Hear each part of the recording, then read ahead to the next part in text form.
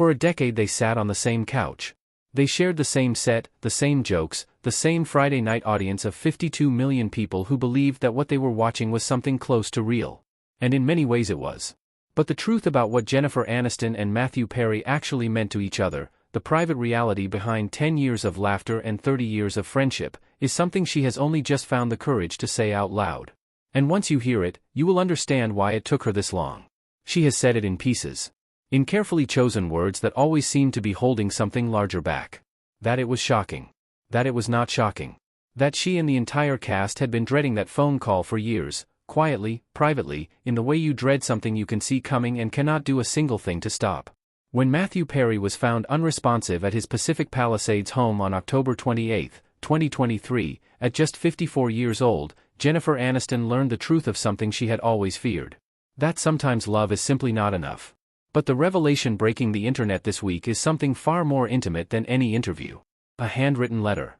Written by Jennifer Aniston to Matthew Perry. Personal. Private. Never meant for the world.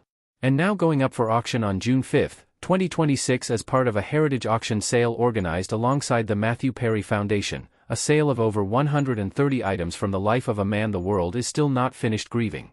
Inside the letter, discovered tucked into a photo album from the cast's final Friends dinner in 2004, Jennifer wrote about how much he meant to the people around him. She thanked him for continuing through the difficult moments. And in a line that has stopped everyone cold, she called him a friend and a husband and a father. Even though Matthew Perry never married. Even though he never had children.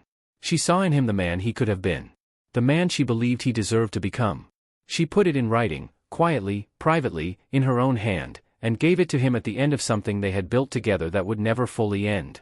She told Vanity Fair simply, "We did everything we could when we could." She said watching his battle with addiction had been a really hard one for him to fight. That it almost felt like the cast had been mourning Matthew for a long time. Because they had. Long before the phone call. Long before the headlines. They had been sitting with a grief that had no name yet, the grief of watching someone you love disappear while they are still standing right in front of you. She remembered the last text she sent him. Hours before he died. He told her he was feeling great.